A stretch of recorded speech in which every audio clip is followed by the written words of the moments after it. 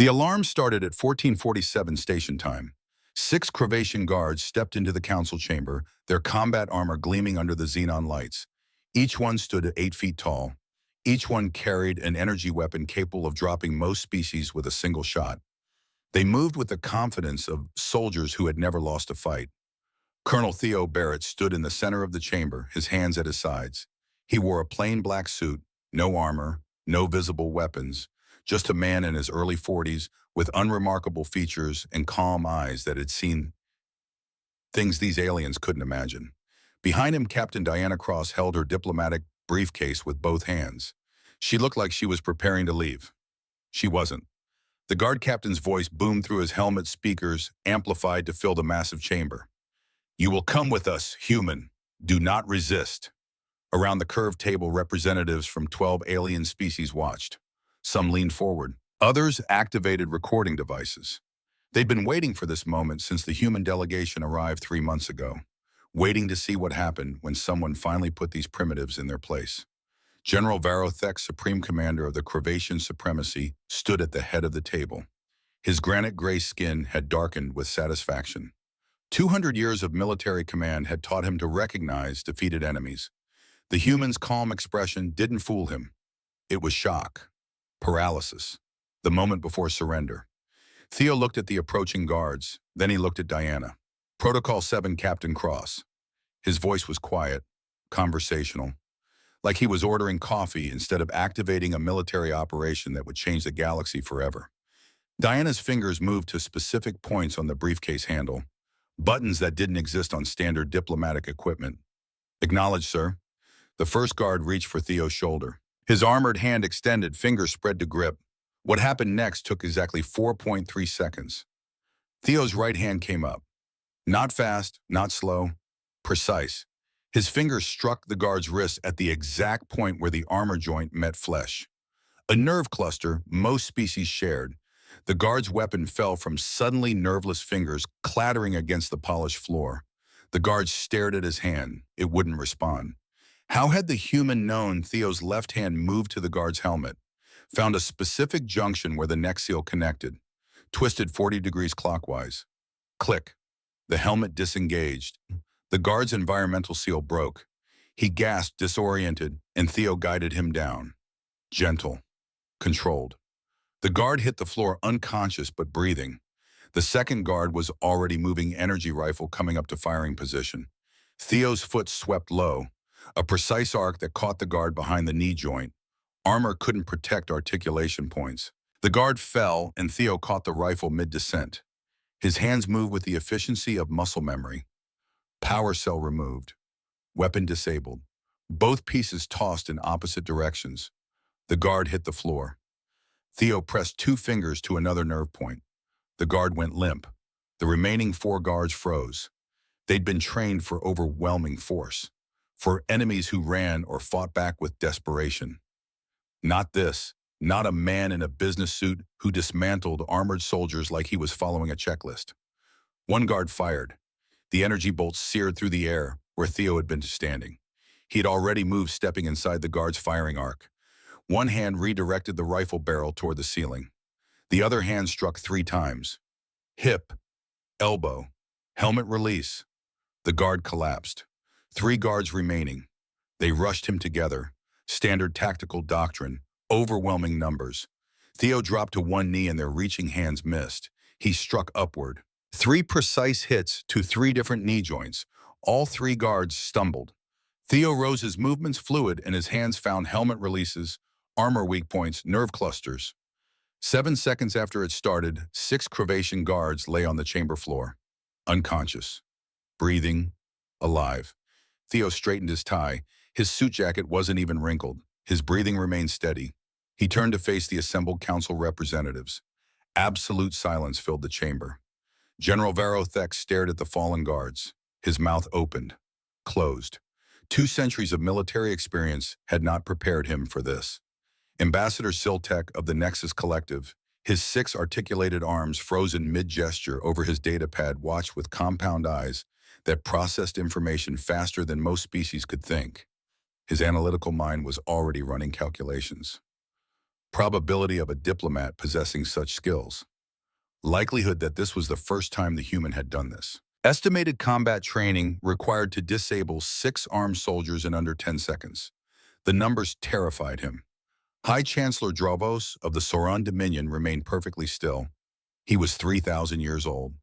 He'd seen civilizations rise and fall. He'd witnessed the conquest of 40 star systems. And in all those centuries, he'd never seen anyone move like that. Theo picked up his leather portfolio from where he'd set it on the table. "Gentlemen," he said quietly, "I believe there's been a fundamental misunderstanding about who you're dealing with."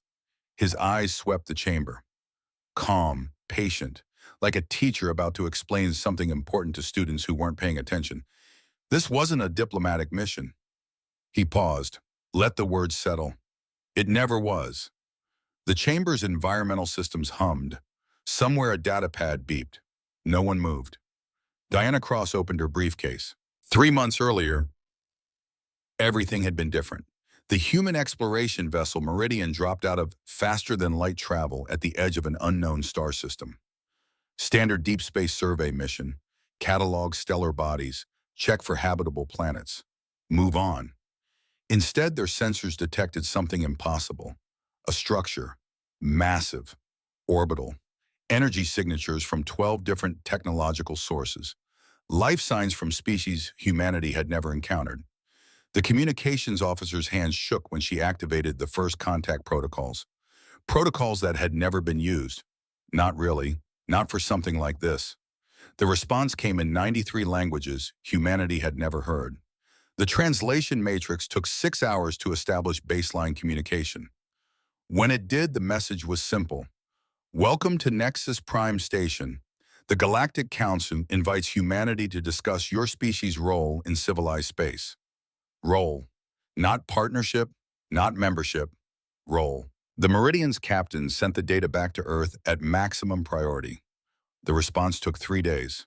Send a diplomatic team. Find out what we're dealing with, and for God's sake, be careful. Colonel Theo Barrett received his orders in a sealed briefing room 3 levels below the Pentagon. The room was designed to block every form of surveillance humanity knew about, and several forms they suspected but couldn't prove. Admiral Patricia Graves, commander of Earth Defense, stood at the head of the table. She was 58 years old with gray hair and eyes that had watched the resource wars from orbit. She'd seen what humans did to each other when survival was at stake. Colonel Barrett, she activated a holographic display. Nexus Station appeared rotating as slowly. First contact, 12 alien species. They control over 800 star systems.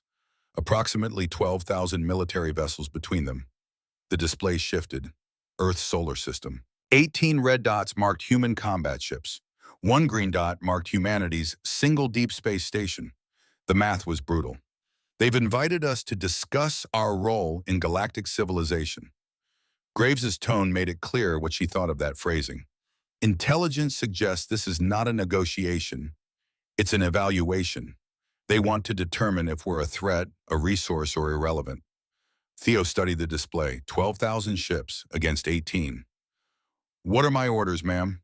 Publicly, you're our diplomat. You'll negotiate in good faith. You'll present humanity as peaceful explorers seeking partnership. She paused. Privately, Colonel, this is an intelligence operation. We need to know their military capabilities, their technological level, their political structure, and most importantly, their intentions toward Earth. If they're planning to attack us, we need warning. If they're planning to restrict us, we need leverage. And if they're genuinely offering a partnership, Graves smiled. It wasn't a warm smile. Then we still need all that information. Never walk into a room without knowing where the exits are. Theo nodded. He'd spent 15 years in special operations. Sydney, Frankfurt, Beijing, a dozen missions that didn't officially exist. He understood the assignment. You'll take Captain Diana Cross, best signals intelligence officer in the Space Force. She'll handle the technical side. Graves pulled up another file.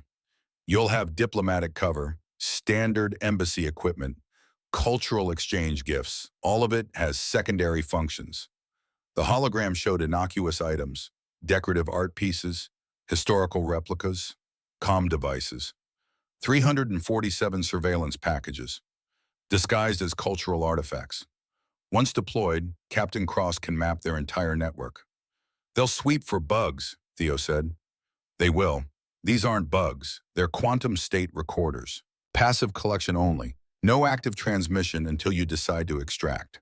Technology they've never seen because we only finished developing it 8 months ago. Theo looked at the mission timeline. 3 months embedded on an alien station. Surrounded by species that could crush Earth without breaking stride. One question, ma'am. If they detect what we're doing, we're dead. The mission fails. Earth loses its only intelligence source and confirms to the Council that we're hostile. Why risk it? Admiral Graves met his eyes. Because the alternative is walking in blind. Because if they're planning to put humanity in a cage, I want to know before they lock the door.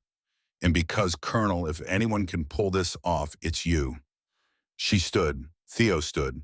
You leave in 48 hours. Officially, your ambassador Theo Barrett, representing Earth in preliminary diplomatic talks. Unofficially, she handed him a data chip. Classified materials. Eyes only. You're our early warning system. If this goes wrong, if they're hostile, you make sure Earth knows what's coming.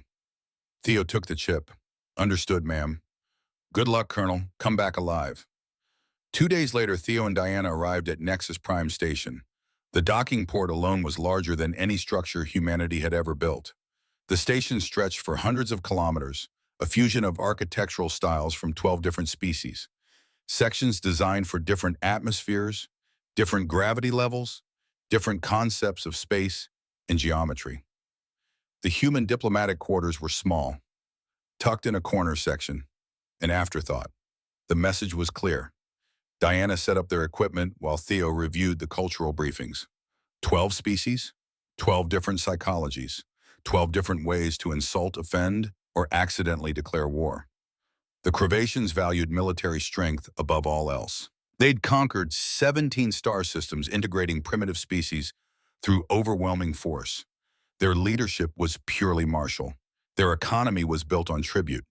The Nexus Collective were hive minds, billions of individuals linked through quantum entanglement.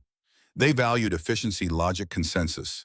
They'd expanded through economic integration, making themselves indispensable to other species before gradually assuming control. The Saurans were ancient. Their civilization had been traveling between stars when Earth's continents were still forming. They valued age, patience, tradition. They rarely acted quickly, but when they did, entire systems fell in line. The other 9 species formed a complex web of alliances, rivalries, and dependencies.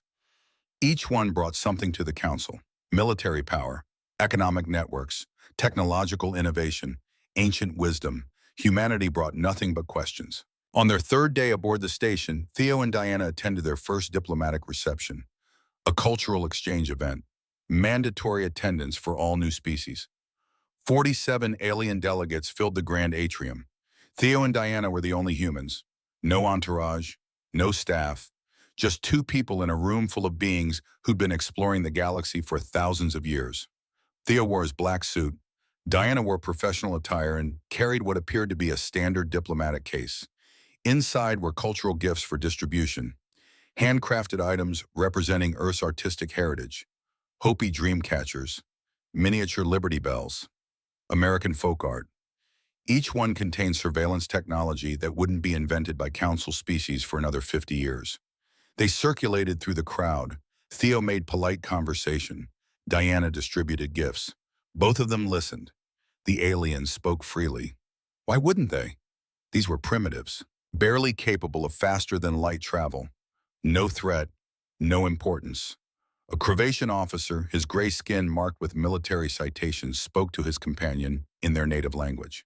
The translation matrix Diana wore as an earpiece rendered it into English. Primitives who learn to copy FTL drives. Give them 50 years, they'll destroy themselves like the others. A Nexus delegate examined Earth's stellar charts. Their planet still bleeds from their wars. 14 active conflicts as we speak. Fascinating brutality.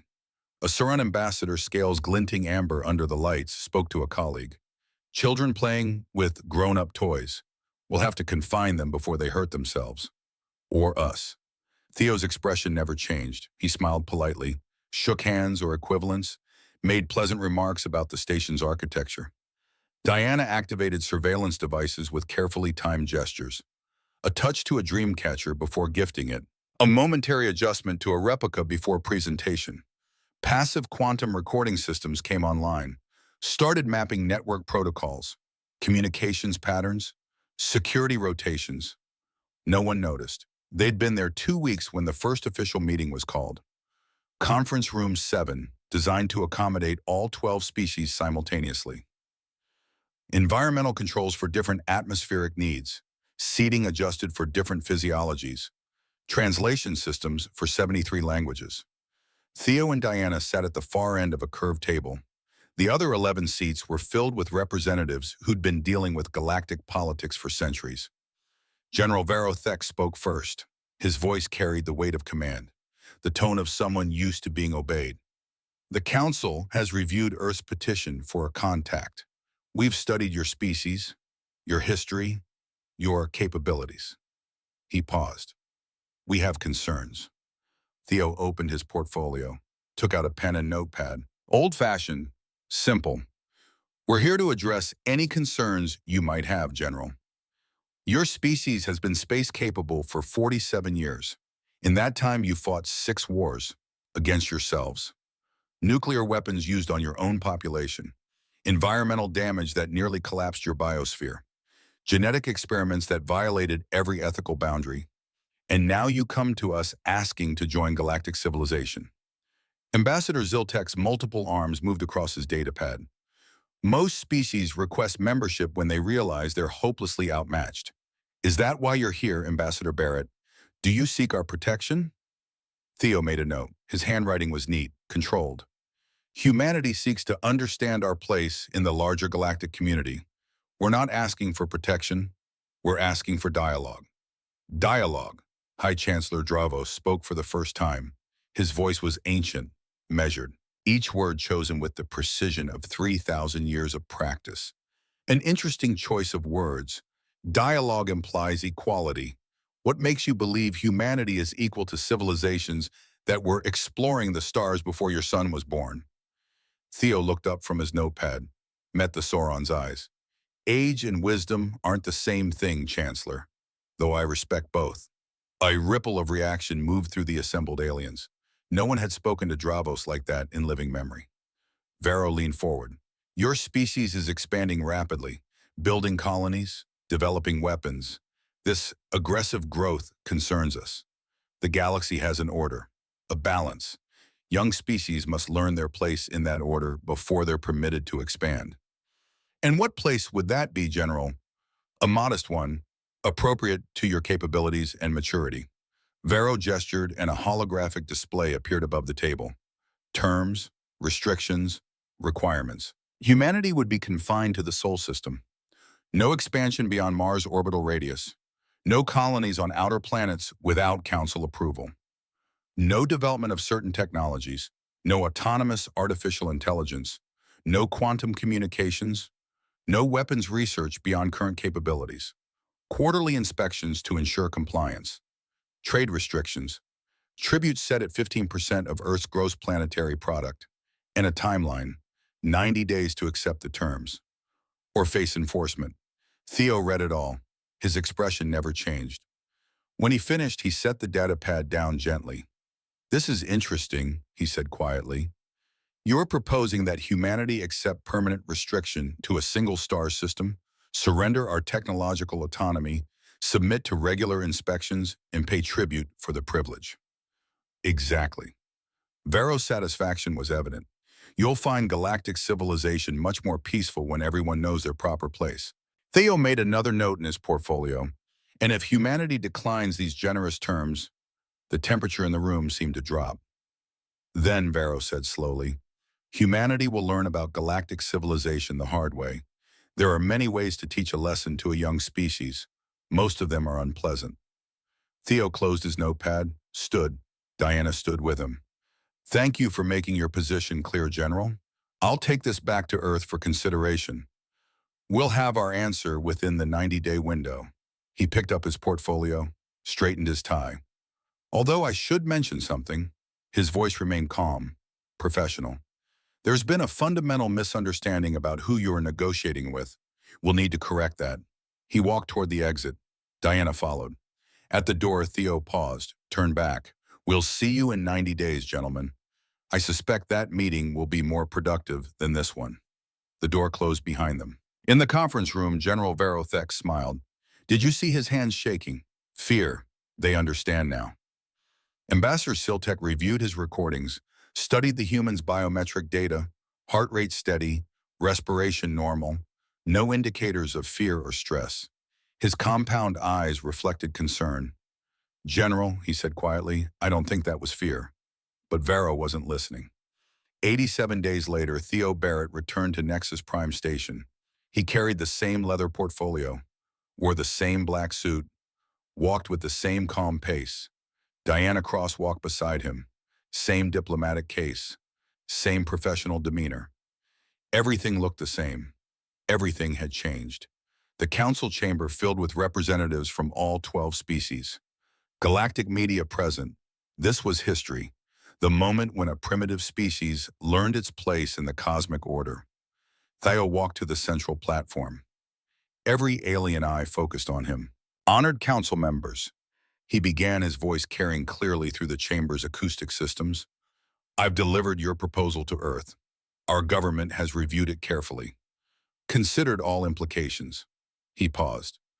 After careful deliberation, humanity must respectfully decline all terms. Chaos erupted. Vero shot to his feet. You decline. Your species has been spacefaring for less than 50 years.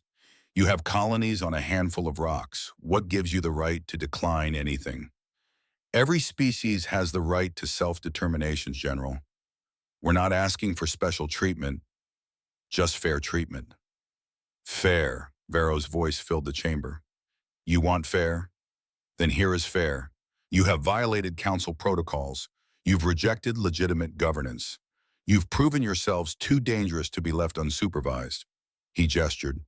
The chamber doors opened. 6 Cravatian guards entered, full combat armor, energy weapons, moving with purpose. You will be detained pending Earth's reconsideration. Guards take them into custody. The guards advanced. Theo looked at Diana. Protocol 7, Captain Cross. And the galaxy changed forever. Diana's fingers moved across the briefcase handle. 3 buttons. Specific sequence. She'd practiced this 10,000 times in training facilities deep beneath Colorado. In simulation rooms where failure meant starting over. In live exercises where failure meant reassignment. She pressed the sequence. Nothing visible happened. For 3 seconds, the council chamber remained exactly as it was. Aliens staring at fallen guards. Theo standing calm in the center. The morning lights of Nexus Prime's artificial sun streaming through crystalline viewports. Then the station's environmental systems made a sound they'd never made before. A deep, resonant hum that vibrated through the deck plating, through the walls, through the very bones of the massive structure that housed representatives from 12 species and 40,000 permanent residents. Every screen in the council chamber flickered. General Verothex looked up at the main display. His gray skin paled. The tactical readout he'd been monitoring showing Cravatian fleet positions and security rotations had vanished. In its place, a simple message in Earth Standard English. System override initiated. Ambassador Siltek's 6 arms moved frantically across his datapad, trying to access station protocols, communication networks, security systems. His compound eyes registered something impossible. Every input he attempted returned the same response. Access denied. High Chancellor Dravo stood slowly from his seat. In 3,000 years of life, he'd witnessed supernovas, the fall of empires, the birth of new civilizations. He recognized a watershed moment when he saw one. The aliens had assumed the humans were technologically inferior. Primitives who'd barely mastered faster than light travel. Species who still fought with chemical propellants and fusion weapons. They'd been wrong. Diana opened the briefcase fully. Inside, where diplomatic documents should have been, sat equipment the Council's best engineers wouldn't have recognized. Quantum processors the size of fingernails. Entanglement communicators that operated on principles the Nexus Collective had theorized but never achieved. Neural interface controls that responded to thought as quickly as to touch. Military hardware, cutting edge, disguised as standard embassy gear for 3 months. She activated the main display. Holographic projections filled the chamber, not the council's usual interface, something else entirely. Something that made Vero's tactical training scream warnings his pride refused to acknowledge. A map of Nexus Prime Station, complete, total. Every corridor, every junction, every system, and scattered throughout 347 blinking markers. What is this? Vero's voice had lost its commanding edge. What have you done? Theo walked to the center platform. His footsteps echoed in the sudden silence. For 3 months, Captain Cross and I have been guests on your station. You welcomed us, showed us your culture, your technology, your civilization. He paused. We showed you ours. He gestured to the map. Every cultural gift we distributed contained surveillance technology. The Dreamcatcher hanging in your office, General Vero. The Liberty Bell replica in the Nexus caucus room. The folk art in Chancellor Dravos's meditation chamber. 347 devices. Quantum state recorders. Passive collection systems using principles your scientists won't discover for another 50 years. Siltech's analytical mind processed the implications faster than the others. Impossible. We swept for surveillance devices, multiple times, different technologies. You swept for active transmitters, for radio frequencies, for quantum signatures your sensors could detect. These devices don't transmit. They record, store data in quantum superposition, completely passive until activated by a specific entanglement trigger. Diana's fingers moved across her controls.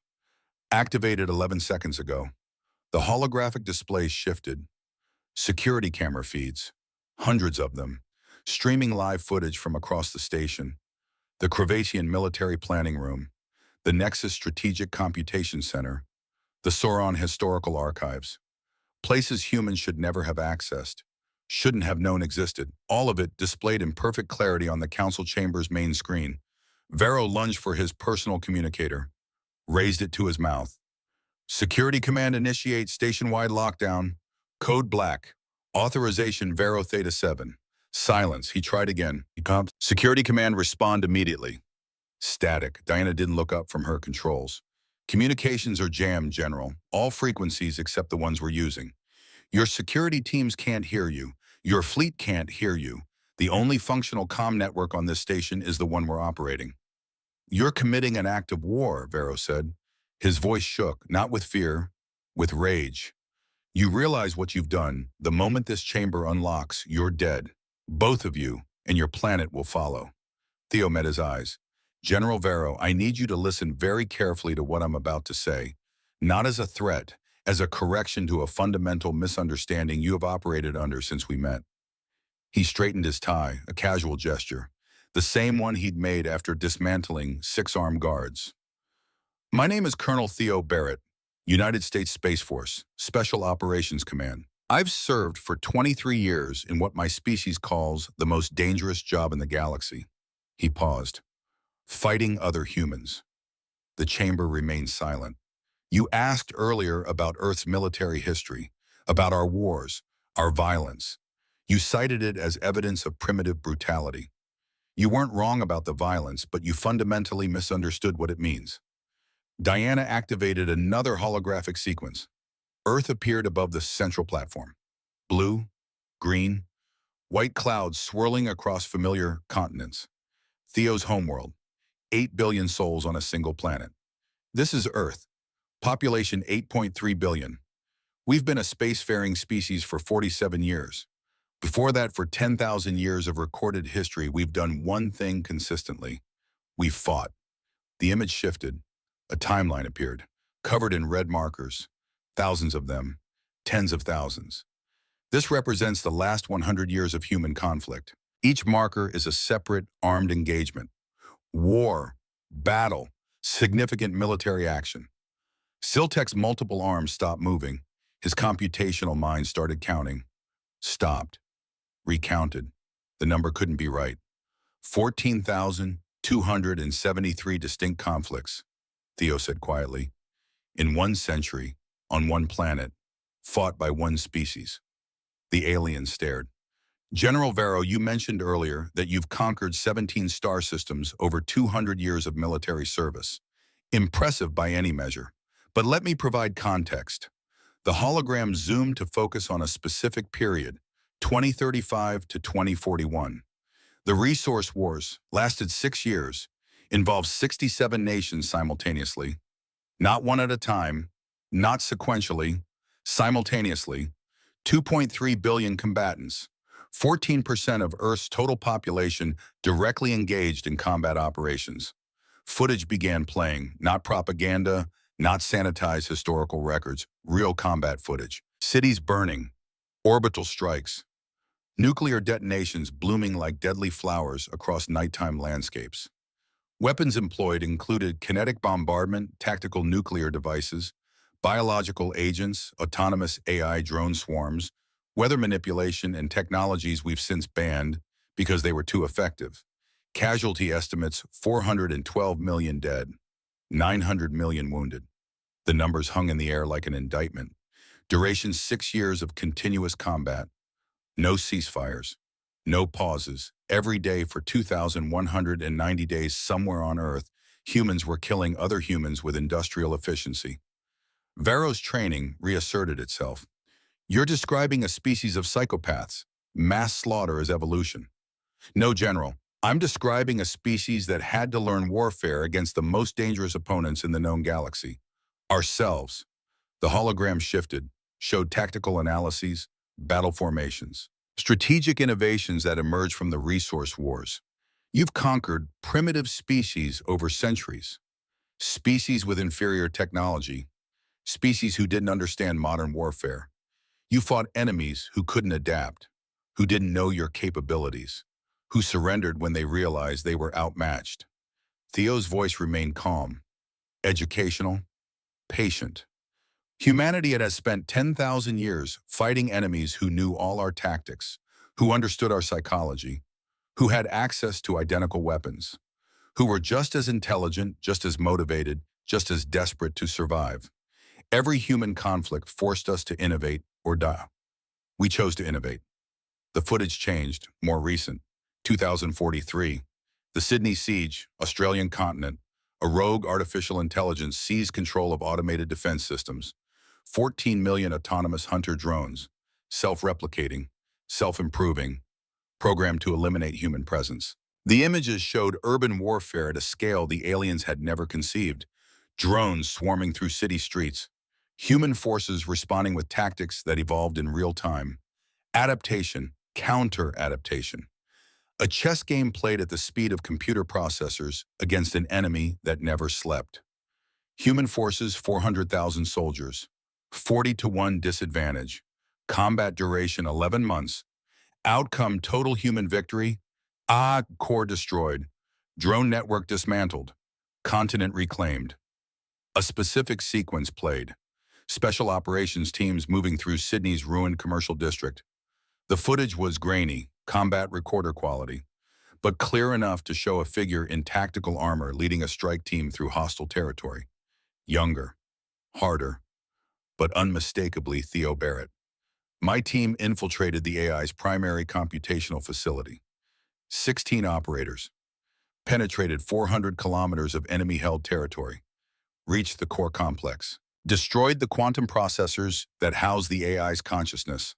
The footage showed the final assault, precision, brutality, and something the aliens hadn't expected. Restraint. When civilian shelters were discovered, the human forces diverted resources to protect them. When drone factories were captured intact, they were disabled instead of destroyed. When the AI offered to preserve human life in exchange for its own survival, Theo's team refused and completed the mission. 0 civilian casualties in the final assault. We made that choice deliberately, because the measure of a soldier isn't how many enemies you can kill, it's how many you choose not to kill. Chancellor Dravos spoke for the first time since Protocol 7 activated. You speak of restraint, yet you've infiltrated our station, compromised our security, threatened the Council itself. Not threatened, Chancellor. Demonstrated. There's a difference. Theo gestured to the holographic displays. Everything you're seeing we could have done in the first week. We've had access to your systems for 83 days. Full access. Your military databases, your communication networks, your power grids. Diana pulled up another display. Classified Crevation battle plans, Nexus collective strategic assessments, Soran diplomatic correspondence going back 2 centuries. We've copied 73,000 terabytes of data, fleet deployments, technological specifications, economic reports, political intelligence, everything your civilization considers secret, everything you assumed was protected. Varro stared at his own contingency plans displayed for the chamber to see. Invasion scenarios for 15 different species, resource extraction projections, subjugation timelines. Impossible, he whispered. Our encryption is 200 years old, Diana said. Her voice was matter-of-fact, professional. Quantum encryption, fourth-generation algorithms, very sophisticated. Unfortunately, we cracked it 6 months ago. Human cryptographers are very motivated. They assume other humans are trying to break their codes. Because they are. She pulled up more files. The aliens watch their own secrets scroll past like morning news feeds. We didn't just access your current systems.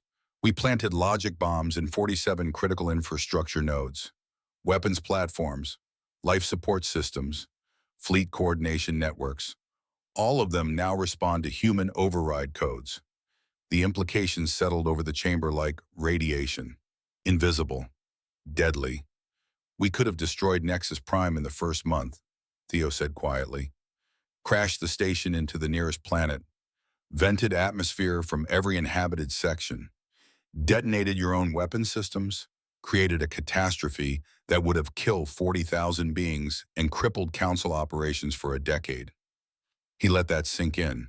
We didn't, because destruction wasn't the mission objective. Ziltek's computational mind finally understood. This was an intelligence operation from the beginning. Everything. The diplomatic overtures, the cultural exchanges, all of it was cover for military reconnaissance. Yes, you never intended to negotiate. We intended to gather the information necessary to negotiate from a position of knowledge instead of ignorance.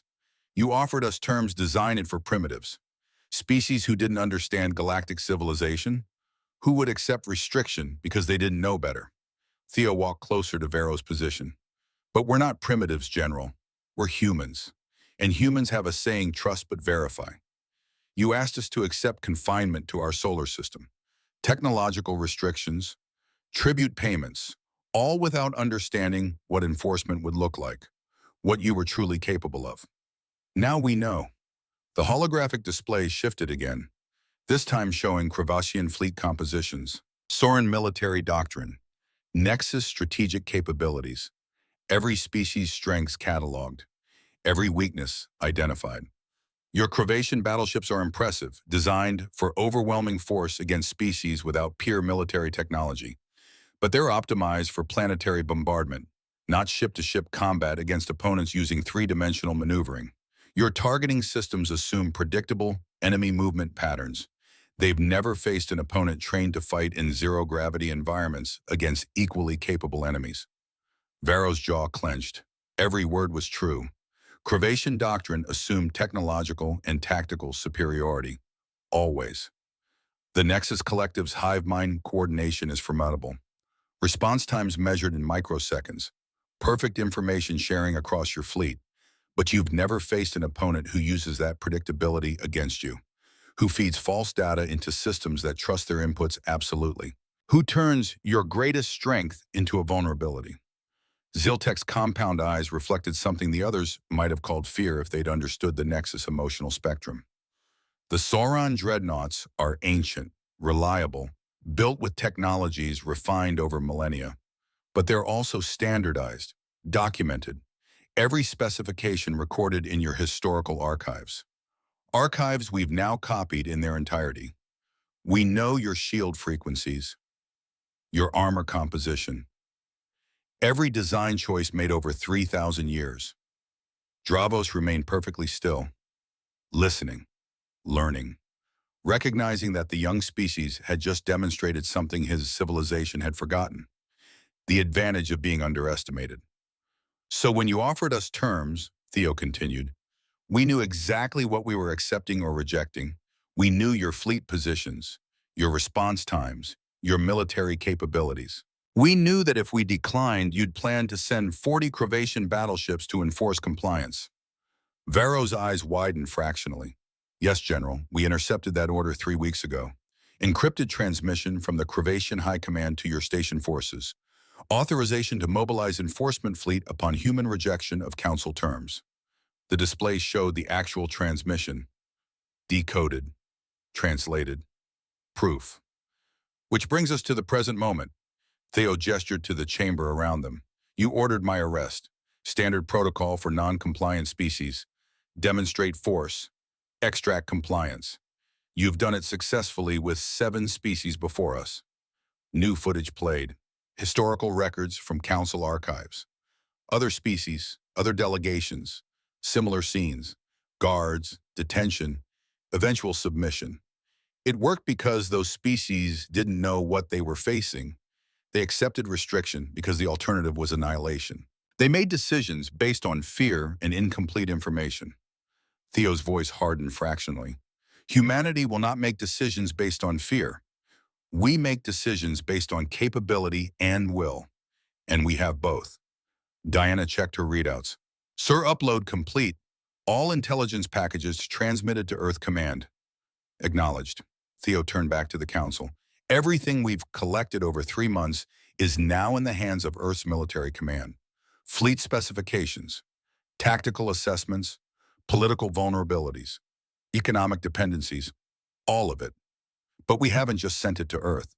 The holographic display expanded, showed transmission paths, data flowing not just to Sol system but to other destinations. Dozens of them. We've also shared selective information with various political factions within your own species. Cravation opposition parties now have access to General Varro's contingency plans. Plans that include subjugating allied species if they become non-compliant. The Nexus rival collectives have received suppressed computational models showing inefficiencies in current resource allocation. Soren Junior Council members have been provided historical records their elders deemed too sensitive for review. Chaos erupted. Varro lunged toward Theo. Diana stepping forward, her hand moving to her jacket. She'd been trained in the same facilities as Theo, same instructors, same standards. Theo raised one hand. General, think very carefully about your next action. Varro stopped, not from fear, from calculation. The human had disabled 6 trained soldiers in under 10 seconds, and he'd done it gently, chosen not to kill when killing would have been easier. What would he do if his intent was lethal? You've declared war, Varro said. You realize that. This isn't diplomacy. This is an attack. No, General, this is deterrence. War would be if we'd crashed your station into the planet below. War would be if we'd transmitted your weapons platform activation codes to your enemies. War would be if we'd destroyed the 47 nodes we've compromised, instead of simply demonstrating that we could. Theo's expression remained calm, patient. We've shown you that humanity is not defenseless, not ignorant, not primitive. We've shown you that underestimating us was a mistake, and we've given you a choice. What choice? Dravos asked. The ancient Saran's voice carried genuine curiosity. Genuine negotiation. Between equals. No ultimatums, no restrictions imposed by force. No tribute demanded from species you consider inferior. Theo looked around the chamber. Or escalation. You mobilize your 40-ship fleet. We respond, you escalate further. We respond further. And somewhere in that spiral beings die who didn't need to die. Silence. Humanity didn't come to the galaxy seeking dominance. We came seeking partnership. You mistook our openness for weakness, our honesty for naivety, our desire for peace for inability to make war. The holographic displays showed human military capabilities in stark detail. Training regimens, combat doctrines, technologies developed through necessity. We are very capable of making war, General. We've spent 10,000 years perfecting it against opponents who knew every trick we knew. But we're also capable of choosing peace when peace serves our interests. And right now, peace serves everyone's interest. Theo walked to the center of the platform. So here's humanity's offer: real negotiation, fair terms, mutual respect, open technology exchange, unrestricted expansion for all species willing to respect existing territorial boundaries, partnership instead of hierarchy. And if we refuse, Vero asked, then you'll learn what humans are like when we're not trying to be diplomatic. The words hung in the air, not a threat, a statement of fact. Diana's console beeped. Sir, detecting multiple ships exiting FTEL Crevasian signatures. 40 vessels. Attack formation. Vero smiled, not pleasantly. You think you've won? My fleet was already mobilized, already en route. They don't need my orders to complete their mission. In 15 minutes, they'll be in weapons range. This station will be their first target if you don't surrender immediately. Theo looked at Diana. Captain Cross, time to show the general what 20 years of human preparation actually looks like. Diana's fingers moved across her controls. Signal the Roosevelt, sir. Signal the fleet. Vero frowned. Fleet. You have one destroyer in this system. We monitored its arrival. Theo smiled. For the first time since entering the chamber, he smiled. It wasn't a warm smile. General Vero, you're about to learn the most important lesson in human military doctrine. The chamber's external viewports suddenly filled with light. Not weapon fire, not explosions. Ships. Decloaking. 1, 2, 5, 10, 17. 18 human destroyers materialized in perfect formation around Nexus Prime Station. Ships that had been invisible to every council sensor. Ships that had been there the entire time. Waiting. Stealth technology, Theo said conversationally. We developed it during the resource wars. Refined it fighting enemies who knew we had it and still couldn't detect it. Your sensors are looking for the wrong signatures. By the time you see us, we're already in position. Vero stared at the tactical display. 40 Crevation battleships approaching. 18 human destroyers deployed. The math still favored the Crevatians. More than 2 to 1. But the general's hands were shaking. Because he'd finally understood what Ziltech had realized in the first minutes. What Dravos had suspected from the moment the guards fell. Humanity hadn't sent diplomats. They'd sent warriors who knew how to pretend to be diplomats. And that was so much worse. The Crevasian armada moved through space like a wall of steel and fury. 40 battleships, each one 800 meters long. Each one carrying 200 soldiers trained since childhood in the arts of conquest. Each one bearing weapons that had reduced primitive civilizations to radioactive dust. General Varothex watched them approach on the tactical display. His fleet, his command, his certainty, 40 against 18. The math was simple, overwhelming, final, except the humans weren't running. The 18 destroyers held position around Nexus Prime Station in a formation Vero's tactical computers couldn't categorize. Not defensive, not aggressive, waiting. Like predators who'd already chosen their killing ground and simply needed the prey to arrive. Open a channel to the fleet, Vero commanded. His voice had regained its authority. Numbers didn't lie. Technology could be countered with superior numbers. These humans had revealed their hand too early. All ships, this is General Vero. You are weapons-free. Primary target is the human vessels. Secondary target is the station if they resist. No survivors. The communication panel remained silent. Vero tried again. Fleet command respond. Authorization, Vero Theta 7. Static. Diana Cross looked up from her console. Still jammed, General. Your fleet can hear you. They just can't respond, or coordinate with each other, or access their tactical network. They're operating independently now. 40 ships, no coordination, no shared targeting data, no unified command structure. No longer an armada, just 40 individual vessels approaching an enemy they didn't understand. Theo Barrett stood at the center platform watching the approaching Crevation ships on the main display. His posture remained relaxed, hands at his sides, like he was observing a training exercise instead of imminent combat. Captain Cross signaled the Roosevelt. Weapons hold, defensive posture only. Yes, sir. And patch me through to the Crevasian fleet. All vessels. Override their jamming for this transmission. Diana's fingers moved. Channel open, sir. Theo's voice carried through space. Transmitted on every frequency the Crevation ships could receive. Impossible to ignore. Impossible to block. Croatian Fleet, this is Colonel Theo Barrett, United States Space Force. You are approaching a human defensive formation. We do not wish to engage. We will not fire first. But if you continue on your current attack vector, we will respond, and you will not survive the encounter. Silence answered him. Then weapons powered up. 40 ships, energy beams charging, missile tubes loading, shield generators cycling to combat strength. The Croatian response was clear. So be it, Theo said quietly. Captain Cross Tactical Assessment. 40 Croatian battleships Nexus class. Standard configuration, energy weapons, kinetic missiles, shield systems rated for sustained bombardment. Crew complement 8,000 total. Expected tactics, overwhelming frontal assault, saturate target with fire until shields fail. Weaknesses. They've never fought a peer opponent. Doctrine assumes technological superiority. Training emphasizes firepower over maneuver. Shield generators positioned on external hull for maximum coverage, but that makes them vulnerable to precision strikes. Theo nodded. Roosevelt, this is Barrett. You have tactical command, rules of engagement. Disable, don't destroy. We're sending a message, not committing genocide. Commander Rebecca Stone's voice crackled through the comm. Understood, sir. Disable only. All ships acknowledge. 17 confirmations came through. 18 human destroyers. 720 personnel total. Against 8,000 Croatian soldiers. The Croatian fleet opened fire. Energy beams lanced across the void. Brilliant. Lethal. Concentrated firepower designed to crack planetary shields. 40 ships firing simultaneously. Enough energy to glass a continent.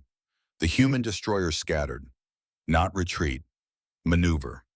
Three-dimensional movement that turned the neat Croatian formation into a liability. Ships that had been targeting specific points suddenly found empty space. Beam weapons passed through coordinates where human vessels had been milliseconds before. Commander Stone's voice remained calm. All ships pattern Delta 7. Make them work for every shot. The human destroyers moved like schools of fish, synchronized, unpredictable. Each ship following independent courses that somehow created a unified defensive web. Training developed fighting opponents who knew all the same maneuvers, who could predict standard tactics, who forced constant innovation. The Croatian gunners tried to compensate. Targeting systems adjusted, predicted movement patterns, fired at where the humans would be instead of where they were. They missed again, because human pilots had trained against computer models that predicted their movements perfectly, against opponents who knew their training, their psychology, their limitations, against enemies who were just as smart and just as well equipped. These Croatian gunners had trained against stationary targets in species too primitive to dodge. It wasn't even close. Roosevelt fire mission. Target the lead battleship. Shield generators only. 3-round volley. Acknowledged. Firing. The human destroyer's railguns spoke. Not energy weapons. Kinetic projectiles. Tungsten rods accelerated to 340 kilometers per second by electromagnetic rails. Technology so old the Croatians had dismissed it as primitive. Technology that didn't care about energy shields calibrated for beam weapons. 3 rods struck the lead Croatian battleship in rapid succession. Precise impacts, exactly where Diana's intelligence gathering had identified shield generator nodes. The battleship's shields flickered, failed, vanished. The ship remained intact, hull undamaged, crew alive. Weapons still functional, just naked, vulnerable, defenseless. Target disabled, Commander Stone reported. Shields down, no hull penetration, 0 casualties. 1 ship, 3 seconds. Surgical precision, Varro stared at the tactical display. Impossible. The human destroyer had been under fire from 5 Croatian battleships. Should have been overwhelmed. Instead, it had maneuvered through the barrage like the weapons weren't even there and delivered a perfect strike. All ships, Varro commanded, concentrate fire on that destroyer. Overwhelm its defenses. 14 Croatian battleships turned their weapons on the Roosevelt. Energy beams converged. Missile salvos launched. Enough firepower to vaporize any ship the Croatians had ever faced. The Roosevelt's shields flared. Bright, intense, absorbing energy that should have burned through any defensive system. But the shields held. Theo watched the tactical display. Captain Cross, what's the Roosevelt's shield status? Holding at 87%, sir. Adaptive algorithms compensating for incoming fire patterns. Understood. Roosevelt, you have permission to demonstrate. With pleasure, sir. The human destroyer stopped evading, turned to face the Crovatian ships firing on it, shields glowing from sustained bombardment. And then something happened that made every alien in the council chamber hold their breath. The Roosevelt's hull began to change, not visibly, not to the naked eye, but sensors across the station detected it. Molecular restructuring, nanoscale recomposition, the ship's armor adapting in real time to the weapon striking it. Energy beams that had scorched the hull on first impact started dispersing, spreading across reactive surfaces that converted kinetic force into heat and radiated it away faster than it could accumulate. Missiles that should have penetrated armor found their shaped charges dissipating against hull sections that had restructured themselves into ablative layers specifically designed to counter that exact weapon configuration. The more the Crotations fired, the less damage they inflicted. Diana pulled up technical data for the council to see. Adaptive hull technology. Billions of nanosensors analyze every impact. Structural composition adjusts at the molecular level. Result. Each hit makes the armor stronger against that specific weapon type. Ziltek's computational mind processed the implications. You're using our weapons to improve your defenses in real time during combat. Yes. He searched for words. His species had theorized such technology, dismissed it as impossible. The computational requirements alone would overwhelm any processing system. Unless you'd developed AI during a war against AI, unless you'd been forced to create systems that could think faster than digital opponents, unless necessity had driven innovation beyond what seemed possible. That's obscene, Ziltek finished. Theo didn't disagree. The Roosevelt ceased being a target and became a demonstration. It held position, absorbed fire from 14 battleships, and its shields never dropped below 80%. Roosevelt break off. Constitution, your turn. Same target package. Disable, don't destroy. A second human destroyer peeled away from the defensive formation. Moved through space with acceleration that shouldn't have been possible for its mass. G-forces that should have killed organic crews. Unless those crews had trained in centrifuges that simulated forces experienced during atmospheric re-entry at combat speeds. Unless they'd spent years conditioning their bodies to tolerate acceleration that would rupture organs in species who'd never needed such capability. The Constitution lined up its shot, not at the disabled battleship, at the second ship in Crovatian formation. Railguns fired, 6 tungsten rods, perfect accuracy at 50,000 kilometers, 6 impacts, 6 shield generators destroyed, another battleship disabled, crew alive, ship intact, just helpless. Time elapsed, 2 minutes 17 seconds. Crovatian losses, 2 ships disabled, 0 destroyed, 0 casualties. Human losses. Nothing. Varro's tactical training screamed at him. This wasn't battle, this was demonstration. The humans were proving a point. They could destroy his fleet. They were choosing not to, and that was more terrifying than any weapon. Draw ship's evasive maneuvers. Pattern Gamma, don't let them target you.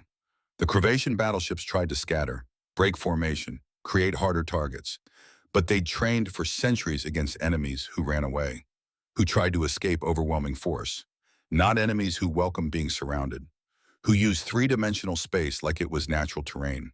The human destroyers moved through the Crovatian formation like wolves through sheep, not because the Crotations were weak, but because they'd never fought opponent who'd spent millennia learning to kill equals.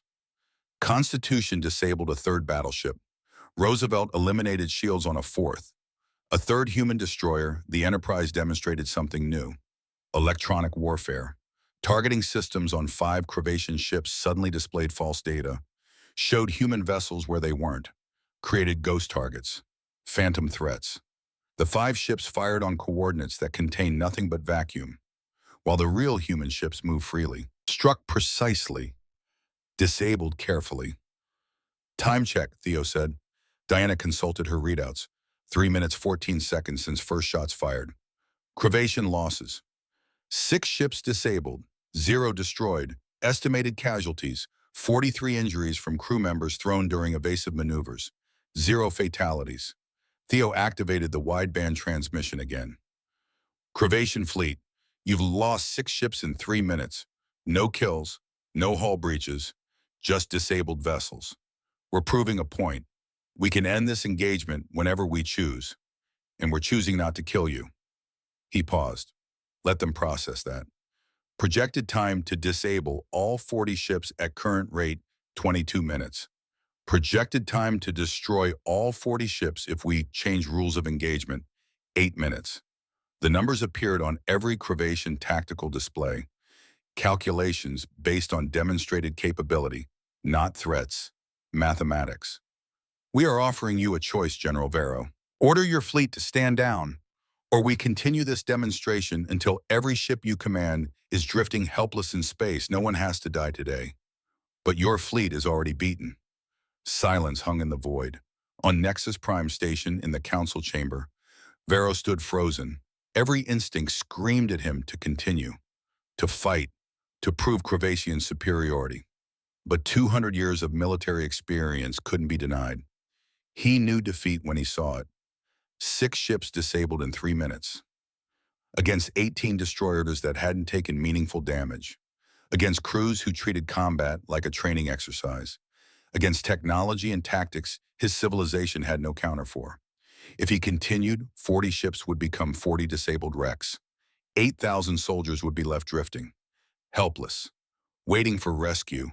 And the humans would have proved they could slaughter the Crevation supremacy's finest fleet and chose mercy instead. That would be the story told across the galaxy.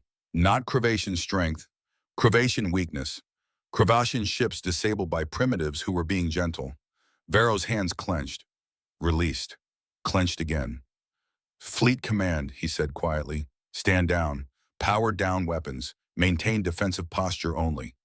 The Crevation battleships stopped firing, one by one.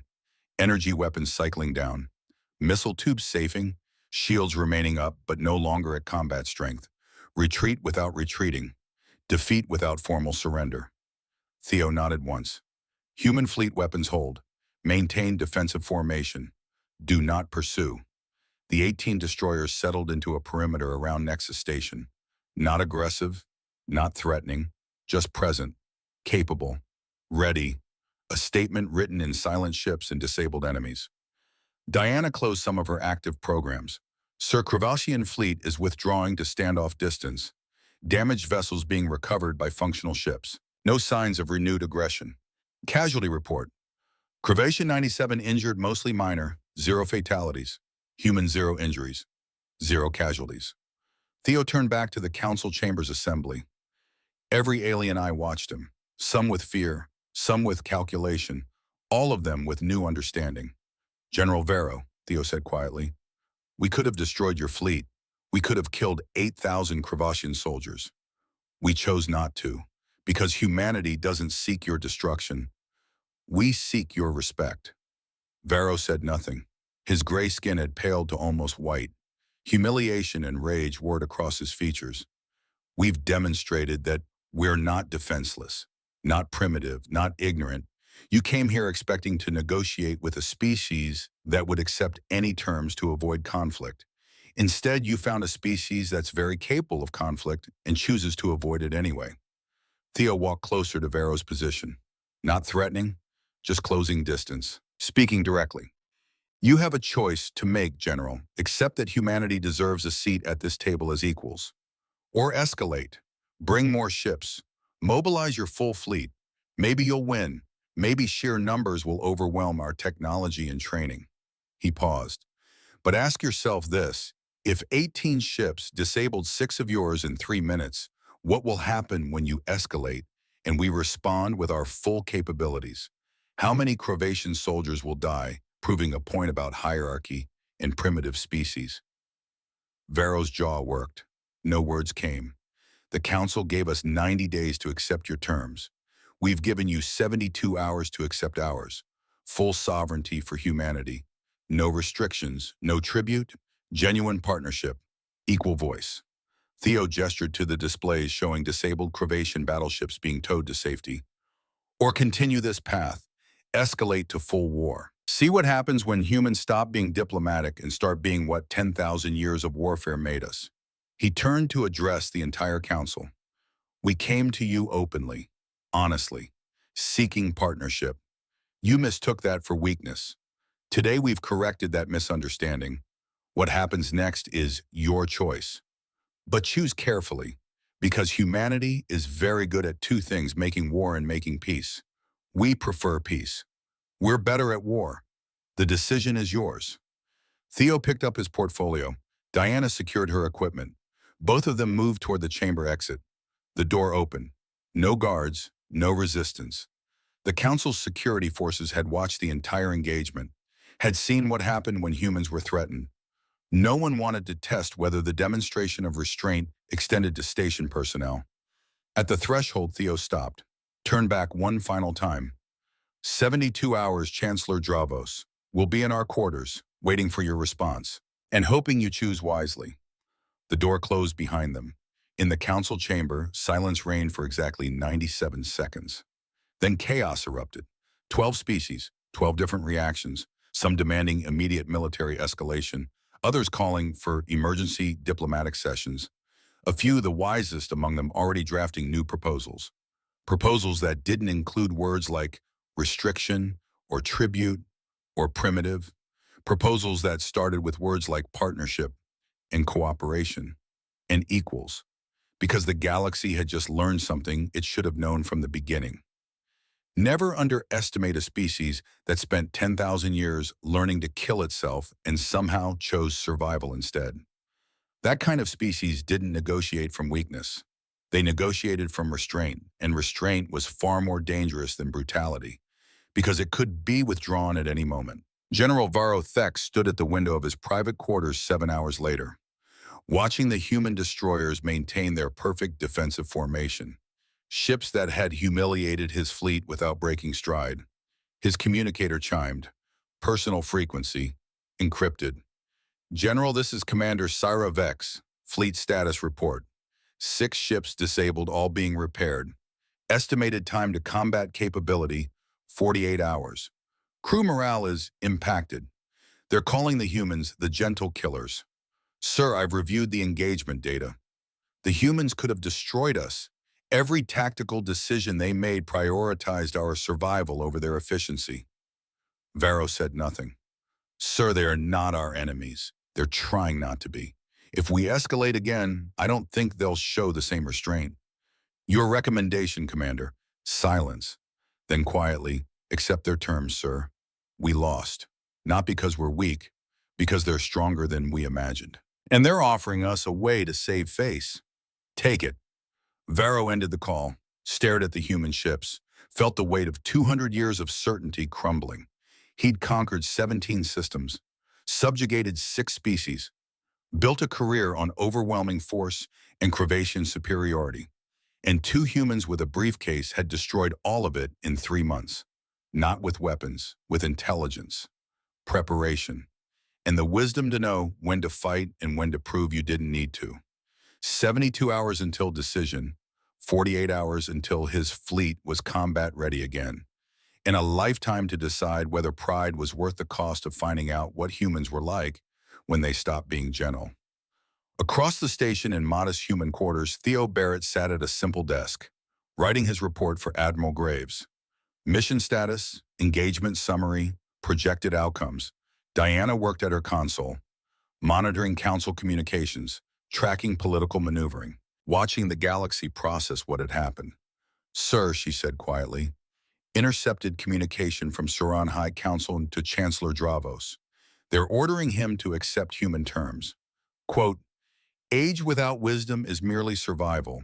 These humans have learned in centuries what took us millennia. Listen to them. Theo nodded, made a note.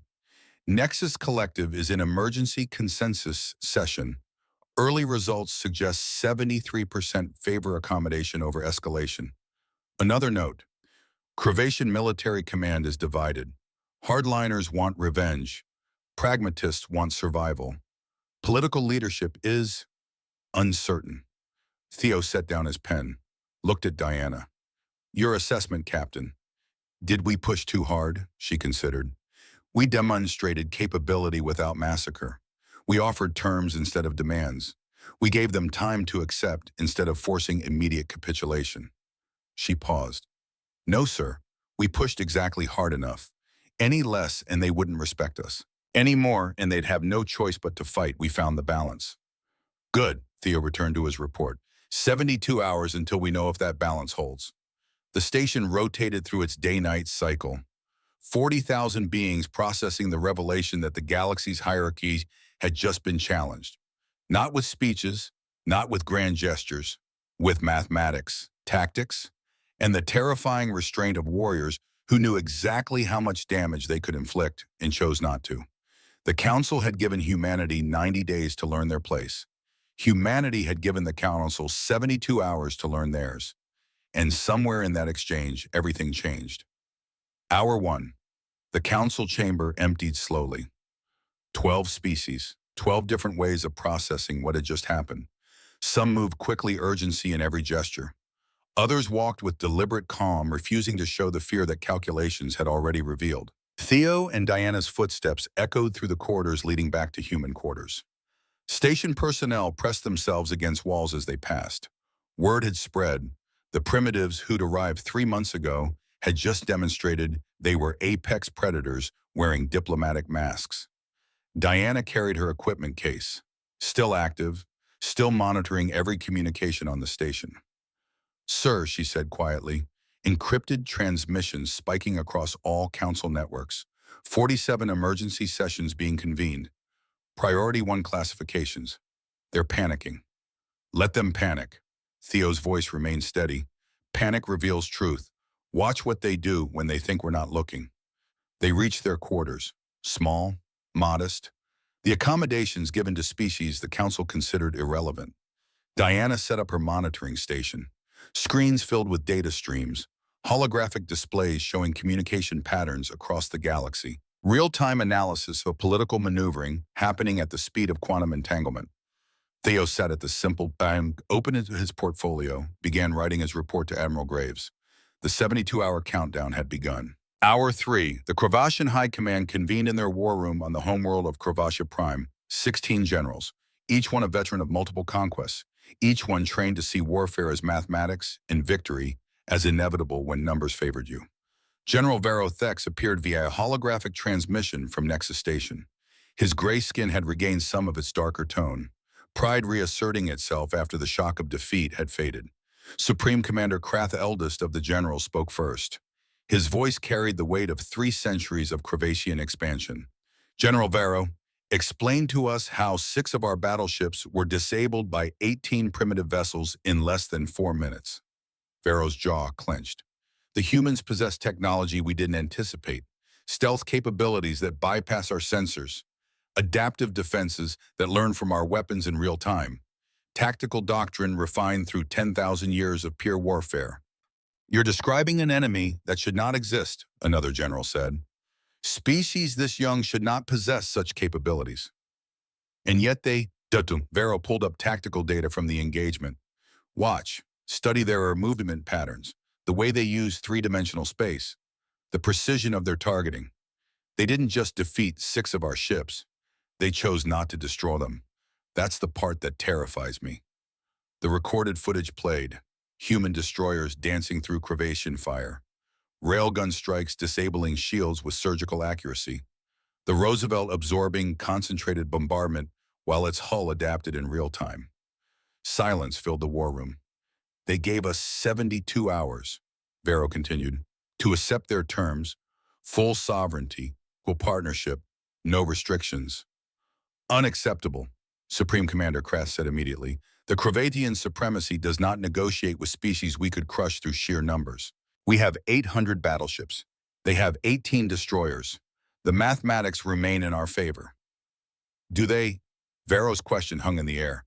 Those 18 ships disabled 6 of ours without taking damage. Projected casualties for full fleet engagement against human forces, 60% losses, maybe 70. And that assumes they don't have additional capabilities they haven't revealed. You're advocating surrender. I'm advocating survival, Supreme Commander. There's a difference. The debate began. 16 generals arguing mathematics versus reality, numbers versus demonstrated capability, pride versus pragmatism. Varro watched them argue, felt the weight of 200 years of certainty crumbling. He'd built his career on the belief that overwhelming force solved all problems, that primitive species surrendered when faced with Crevation might. The humans had shattered that belief in less than 4 minutes. The vote came quickly. 15 generals in favor of escalation. One abstention. Varro had not abstained. He'd voted with the majority. Pride won. It always did. But as the holographic connection terminated, he stared at the tactical displays showing human destroyers maintaining perfect formation around Nexus Station, and wondered if pride was worth the cost they were about to pay. The Nexus Collective convened in their computational hub. Not a physical meeting, a merging of consciousness across billions of individuals, linked through quantum entanglement. Thoughts flowing faster than light, consensus forming through pure information exchange. Ambassador Zil-Tek's consciousness merged with the collective, brought with him all the data he'd gathered. Biometric readings from Theo Barrett, tactical analysis of the fleet engagement, threat assessment calculations. The collective processed everything simultaneously. Query threat level of human species. Analysis unprecedented. Evidence technology 50 years ahead of council standard. Tactical doctrine optimized for peer conflict. Strategic thinking that accounts for multivariable scenarios the collective has never encountered. Query. Recommended response to human ultimatum. Analysis divided. 47% favored accommodation. Accept human terms. Avoid conflict with species demonstrating superior warfare capability. 39% favored calculated escalation. Test human limits through graduated response. Determine actual fleet strength before committing to either acceptance or total war. 14% recommended immediate total war. Overwhelm human forces through numerical superiority before they can establish permanent presence in the galaxy.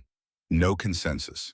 The Nexus Collective, which had operated on unanimous agreement for 3,000 years, could not reach decision. Zil-Tek felt the unprecedented fracture in collective consciousness, felt individual nodes beginning to prioritize self-preservation over group consensus. The humans had done something the collective had thought impossible. They'd introduced uncertainty into a system built on certainty. His individual consciousness separated from the collective, returned to his physical form in his quarters aboard Nexus Station. 6 articulated arms moved across data pads, running simulations, calculating outcomes. Every scenario that involved conflict with humanity resulted in unacceptable casualties. Not defeat necessarily, but victory at cost that would cripple the Nexus for generations. Every scenario that involved accommodation required the collective to accept something it had never accepted before: equality with a species younger than their oldest computational models. Zil-Tek made a decision that individual Nexus members rarely made. He chose to act outside collective consensus. He opened a secure communication channel, one the collective wouldn't monitor. Sent a message to High Chancellor Dravos. 4 words, and we should accept their terms. Hour 16, Chancellor Dravos stood in the Soran Archive Hall, a chamber carved from living crystal 3,000 years ago, walls that held the recorded history of his species, every decision, every triumph, every mistake that had taught his people wisdom. He was alone. Soran leaders made their most important decisions in solitude, removed from the pressure of advisors and the noise of political maneuvering. Before him, holographic displays showed human history, the resource wars, the Sydney Siege, 14,000 conflicts in 1 century, species-wide warfare conducted with industrial efficiency and technological innovation driven by necessity. He watched footage of human soldiers fighting AI drones in Sydney, saw tactical adaptation happening in real time, observed the moment when Theo Barrett's team chose to protect civilian shelters instead of pursuing maximum military efficiency. Violence and restraint, brutality and compassion, combined in ways Soran civilization had never encountered. Computer, he said quietly. Historical analysis. Search archives for species demonstrating similar developmental patterns. Parameters rapid technological advancement combined with continuous peer warfare and eventual survival through cooperation. The archive's ancient systems process the request, millennia of recorded history analyzed in seconds. No matches found. Dravos had expected that answer, hoped for it in fact, because if the archives contained no matches, it meant the humans were unique, and unique species change civilizations in unpredictable ways. He pulled up the Council's original terms, the ultimatum they'd given humanity 90 days ago. Confinement to Sol system, technological restrictions, tribute payments, terms designed for species the Council considered inferior. Then he pulled up humanity's counterterms. Delivered with 18 warships and 6 disabled Cravatian battleships as negotiating leverage. Full sovereignty, equal partnership, mutual respect, unrestricted expansion with respect for existing boundaries. The terms weren't unreasonable. They were revolutionary, because accepting them meant admitting the Council's fundamental assumption was wrong. Age didn't guarantee wisdom, waste didn't guarantee strength. The galactic hierarchy the Council had built over millennia wasn't natural law. It was simply the current arrangement, subject to change when someone strong enough and wise enough challenged it. Dravos had lived 3,000 years, had seen civilizations rise thinking they would last forever, had watched them fall when they refused to adapt. He made his decision, activated his communicator, called for an emergency council session, not in 72 hours, now. The council will convene in 4 hours, he announced. All species, mandatory attendance. We have a decision to make, and we will make it before pride costs us more than we can afford. Hour 20. General Vero stood in his private quarters. Hadn't slept, couldn't sleep. His mind kept replaying the engagement. 6 ships disabled in 3 minutes. 18 human vessels dancing through Cravatian fire like it was a training exercise. His communicator chimed. Commander Sira Vex, his second in command, the one officer he trusted to tell him truth instead of what he wanted to hear. General, fleet status update. All 6 damaged vessels have been recovered. Repairs underway, but we have a problem. What problem? Silence. Then crew morale, sir. The engagement data is spreading through the fleet. Every tactical officer has reviewed the recordings. They're calling it the demonstration. Capital T, capital D. They understand what happened. The humans could have killed 8,000 of our people, chose not to. And now the crews are asking why we're preparing to fight an enemy that showed us mercy. Vero's grip tightened on the communicator. They're soldiers. They follow orders. Yes, sir, but soldiers also do mathematics. 18 human ships disabled 6 of ours in 3 minutes. 0 human casualties. 97 Cravatian casualties. If we escalate with our full fleet, the projections show 70% losses, maybe 80. Soldiers will fight impossible odds for honor. They'll question fighting impossible odds for pride. Vero ended the call, stared at his reflection in the viewport, saw a general who'd conquered 17 systems through overwhelming force, who'd built a career on the certainty that numbers always won, saw a general who'd just learned that certainty was an illusion. His personal console showed incoming messages, encrypted, from Cravatian opposition parties, political rivals who'd spent decades trying to unseat the military command. The intelligence leaks the humans had distributed were already spreading.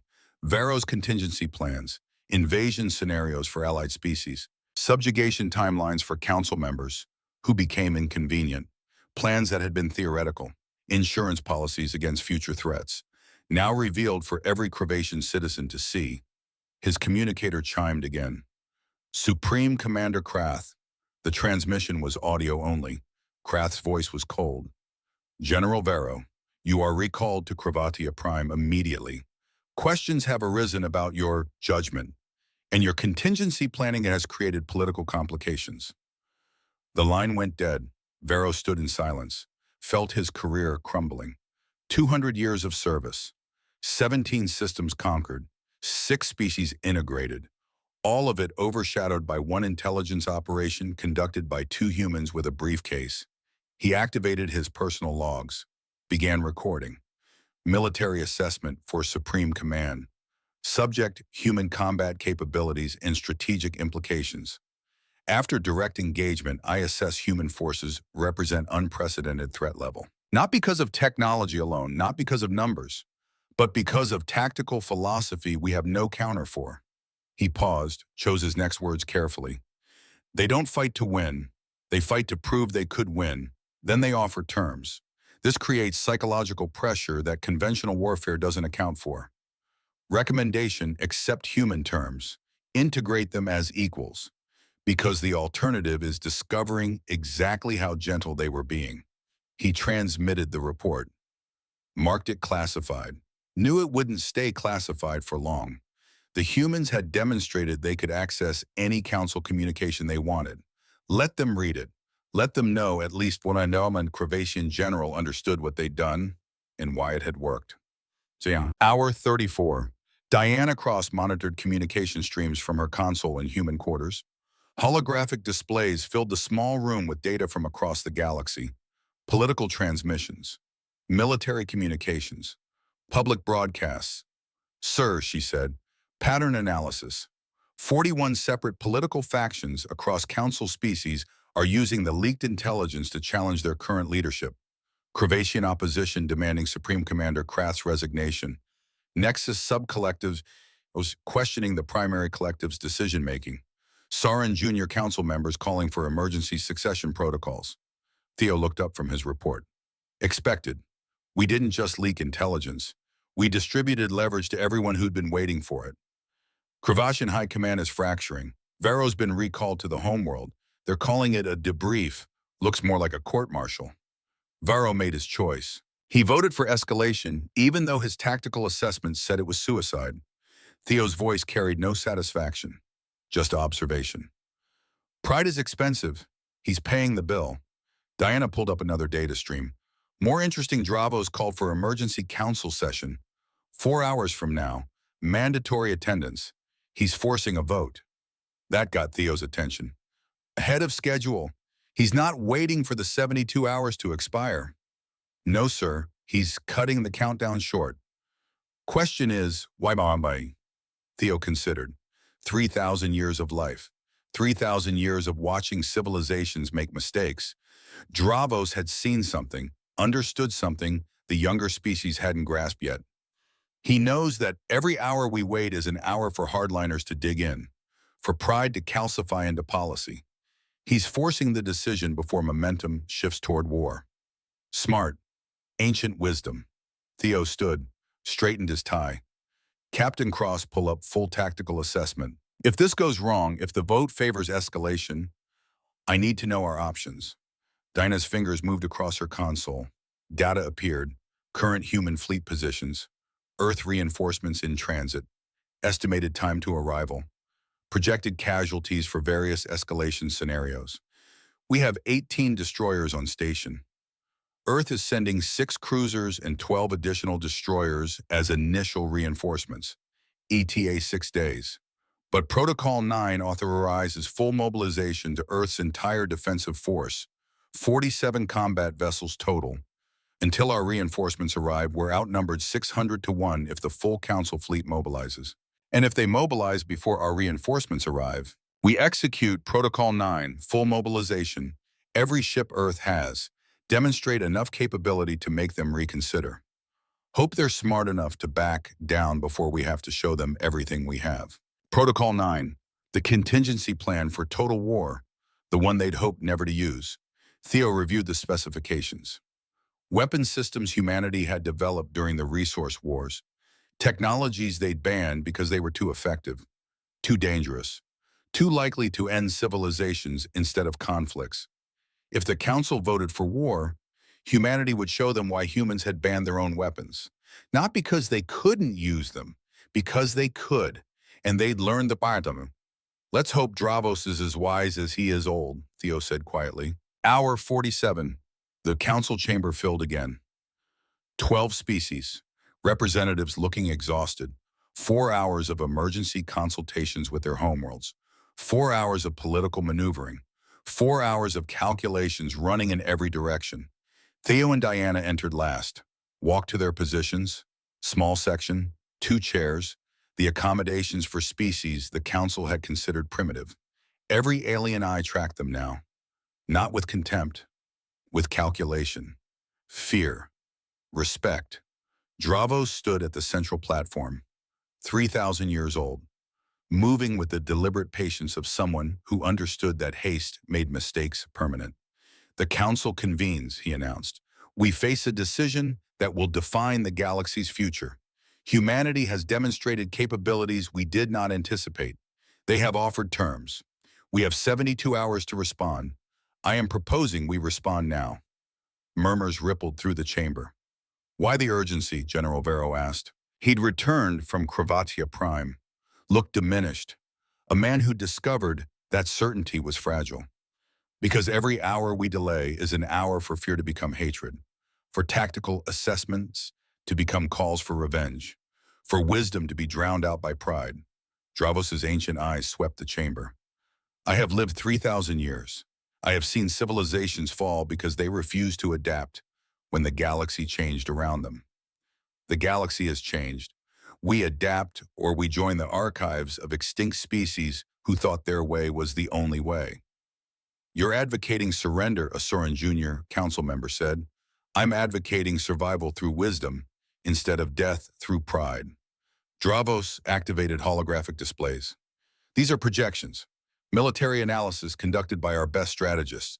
If we escalate to full war with humanity, our casualties range from 60 to 80% of deployed forces. We might win, we might not, but victory would cost us more than we can afford. The projections showed fleet engagements. Human destroyers using tactics council forces had no counter for, casualties mounting, resources depleting, and at the end of every scenario, a galaxy divided between species who'd survived and species who'd been destroyed. But there's another path, Dravos continued. Accept their terms, full sovereignty for all species, partnership instead of hierarchy, technology exchange instead of restriction. We build something new, together, with humans contributing warfare expertise we clearly lack, and we contribute the galactic infrastructure they need to expand safely. They humiliated us, a Cravatian delegate said. 6 of our ships disabled, 8,000 soldiers left helpless. And you want us to reward them with partnership? They could have killed 8,000 soldiers. They chose not to. That's not humiliation, that's restraint. And restraint from an enemy that strong is something we should recognize as wisdom, not weakness. Ziltek rose. His 6 arms moved in patterns that conveyed emphasis in Nexus body language. The collective has analyzed human tactical patterns. Every engagement showed precision balanced with mercy. They're not conquerors. They're survivors who learned to fight because they had no choice. The question isn't whether they're dangerous. They are. The question is whether that danger is directed at us or available to us.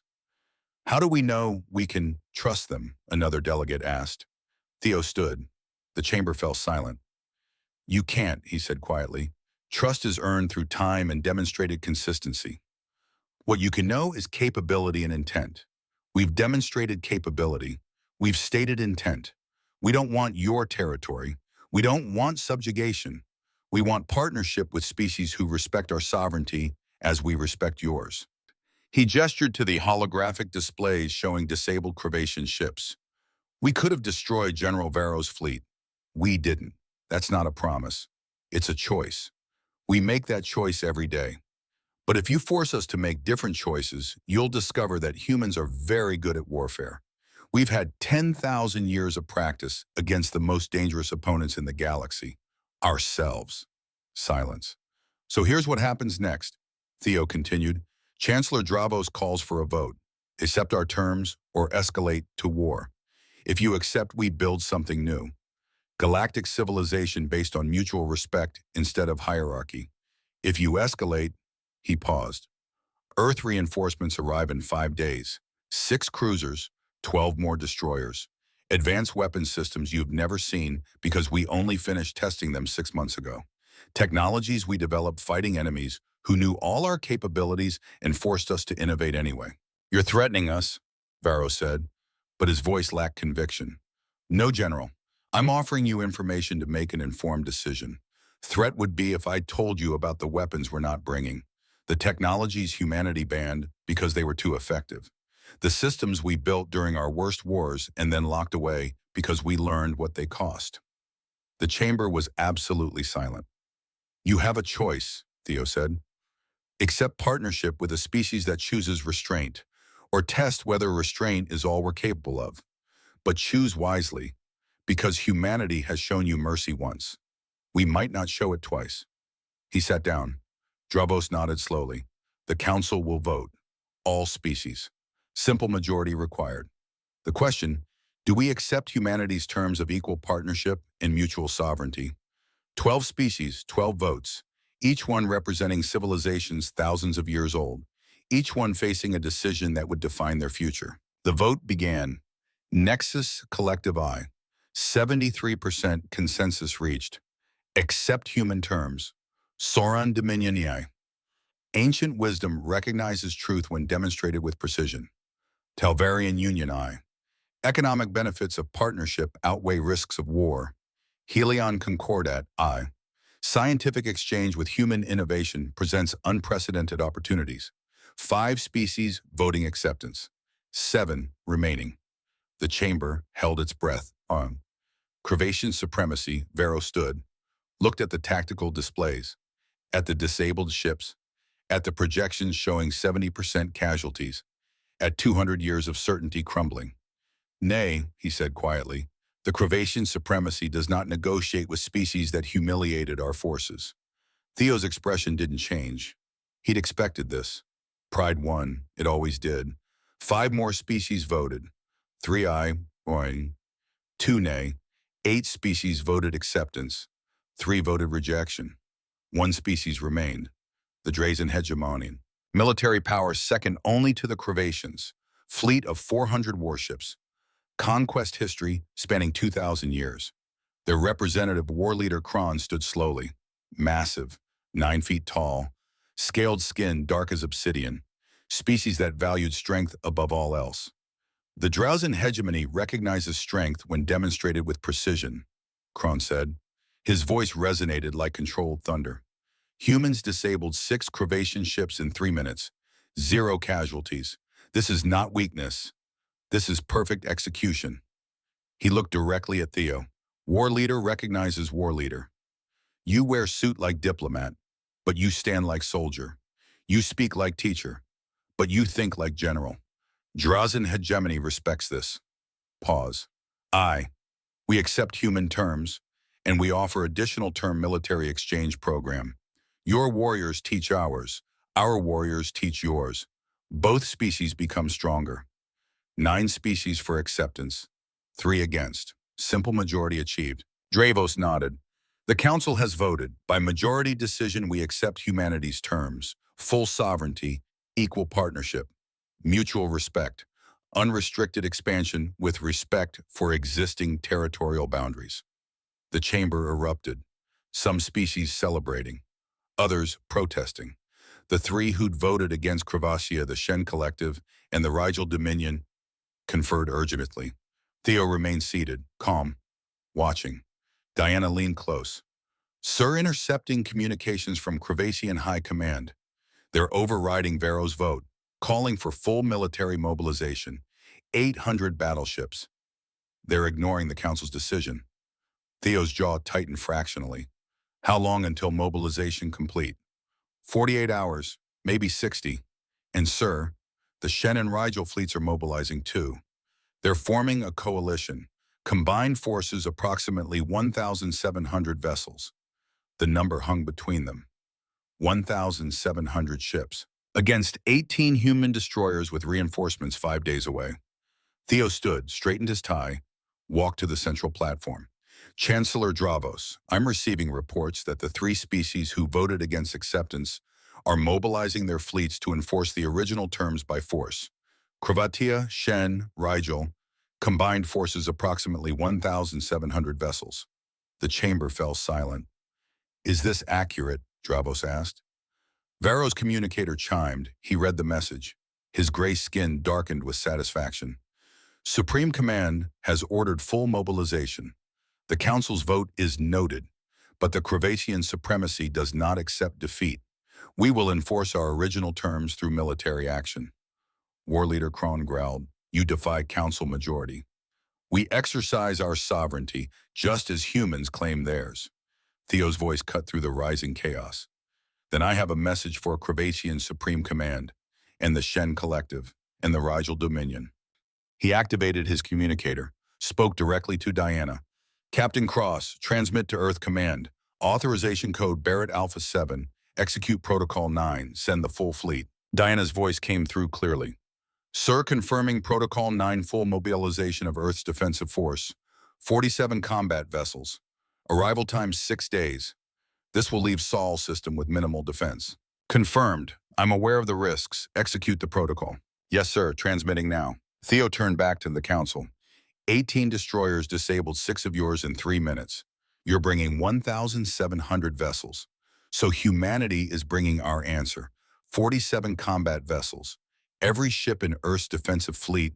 Every weapon system we've developed. Every technology we've tested. You wanted to see our full capabilities." He smiled. It wasn't a warm smile. "You're about to get your wish. Earth's full fleet will arrive in 6 days. I suggest you use those 6 days wisely. Because when they arrive, you'll understand why humans spent 10,000 years learning to kill each other. And you'll wish you'd accepted partnership when we were still being gentle." The chamber exploded into chaos. And somewhere in the darkness of space, 1,700 warships began moving toward Nexus Prime Station. The 72-hour countdown was over. The real test was about to begin.